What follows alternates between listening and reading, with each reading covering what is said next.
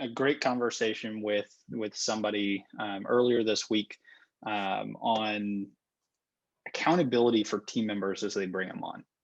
Really, really good as an individual growing their business, getting out there, hitting the phones, making the calls, signing clients, but just can't quite get the additional team member or two that they brought on board to kind of start having the same accountability and get excited about it. Trying to figure out how to bridge that gap as they continue to grow and scale their business. What thoughts, or what would you tell, or how would you coach someone through that process? Well, that's a great example of what's going on in a lot of different businesses today. But so when we look at recruitment, or we look at accountability with recruitment, sometimes the gap is the communication part of it. And when I say that, it like accountability, well, call clients, get them to come in, seems really easy on many levels. But when us as humans, there's this little thing in the back of your mind that's fear. Well, what if it's rejection? And that rejection part of it overcomes you as a human, that no matter how much accountability you put in place, they will start to follow through. So what we have to do is we have to talk them through this. So I know many of you out there like, I don't have time to do it. I don't have time to talk to them. Well, that in itself is the problem. So we must look at each individual. And when we start putting accountability, we have to start talking to them about how they're going to do the accountability, how they are going to accomplish certain tasks or certain actions in their business. Because again, what many of us do is we're like, hey, you need to do this, you need to do this, you need to do this, and you go. That's part of your job description or whatever. Well, that may have worked 25 years ago and we had to figure it out. But in today's society, we must walk them through step by step and transfer accountability from me, because I've told them what they have to do, to them, how they're going to do said tasks. Does that make sense? Yes. And what would you say about setting the rules of the game, and how important that is when you bring on new team members, especially from this accountability component? How important is it to have kind of that set rules of the game? Here's what to expect when you accept this role with our organization. Excellent. Rules of the game. So for those people out there that don't know our language for rules of the game, these are non-negotiable. These are things that as a business owner, a manager, a supervisor are going to throw you into a tailspin. And for a layman's term, they're going to piss you off. So what we try to do is, the rules of the game are, here are the X factors in the business. So let's say you have an employee and they are in the purchasing department, and you're like, well, it's trust, it's not trust. So as rules of the game for the purchasing department, it would be, you can spend up to $500 or $1,000 or $1,500, whatever that number is, at X number plus $1, you need to be having a conversation with me. So again, if it's 500, you can spend up to $500. I trust you, do whatever you need to do. And at $501, we need to have the conversation. That is how critical the point of rules in the game are. So, I know there's some hot buttons. Well, there's flexibility in the workplace. People are working from home. So we can't really say, oh my gosh, I need to see you online at 8:00. Okay, in an office setting, we expect people to be on time. We know that there are certain issues that happen: traffic, kids, school cancellations. We know all that's going on. But we must look at our business and say, all right, here's my expectations of you in the business. A, B, C. And not just A, B, C, it's A, B, C. So how do you feel about that? Can you tell me what you heard me say?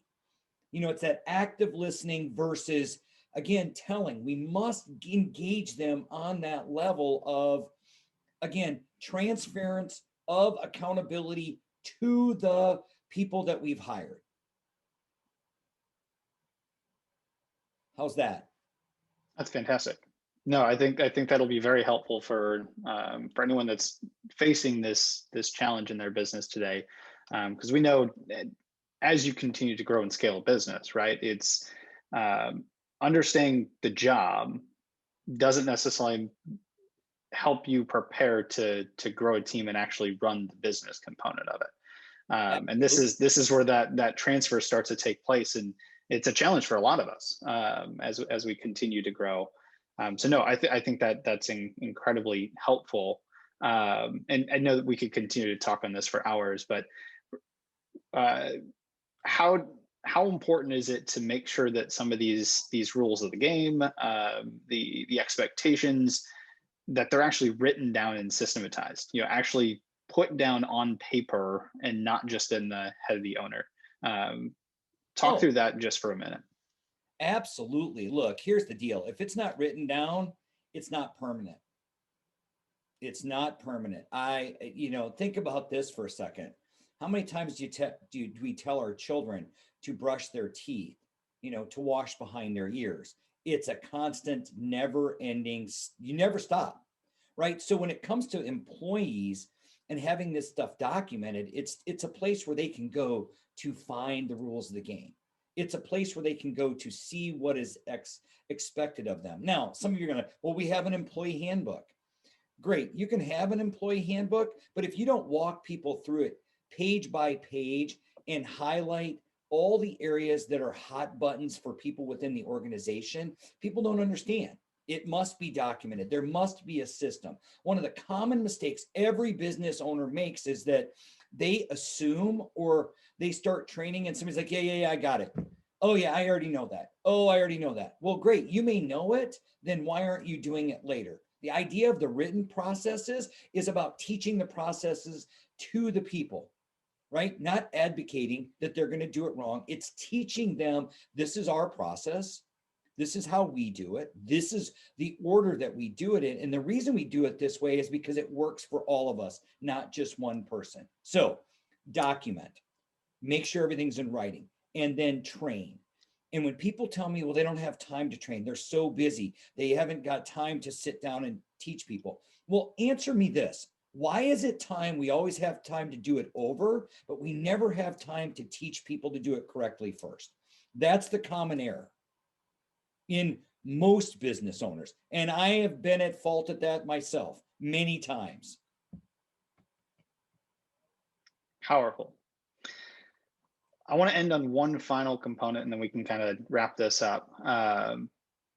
As a business owner, how important is it to have accountability as a business owner as well? Not just to your team, but when we sit here as business owners and think there's technically nobody, we don't have a boss that keeps us accountable. How do you take that mindset and make sure that as a business owner, you remain accountable to the goals that you set for yourself? Great questions. Most business owners have that mentality. I don't have to answer to anybody. It's my business. Well, can you hit your goals without accountability? Now, there are those people out there that do it every day.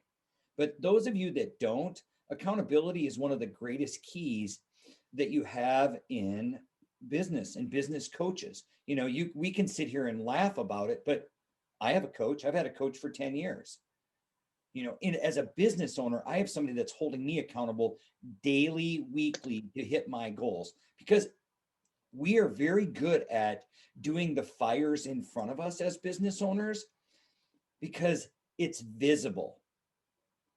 As business owners, it's very difficult for us to switch gears and go work on planning and go work on organizational charts and systems in our business and team member training and culture in our business, because you can't see it every day. It's invisible.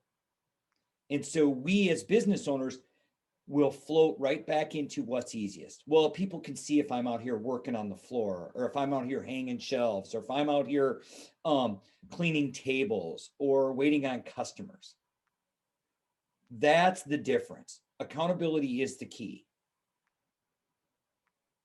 Excellent.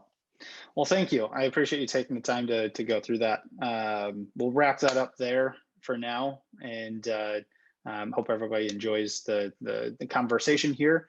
We're going to continue to do these types of conversations with additional input and such from from the community at large. This is our Thrive to Action Community Roundtable. Click the information below to join us and continue to join in on these conversations. Love to see you. Andy O'Brien from Action Coach Wilco, Tanner O'Brien here from Action Coach Wilco as well. We're a business coaching firm guiding business owners to have more freedom in their business. Thank you for taking the time to watch, and we'll see you soon.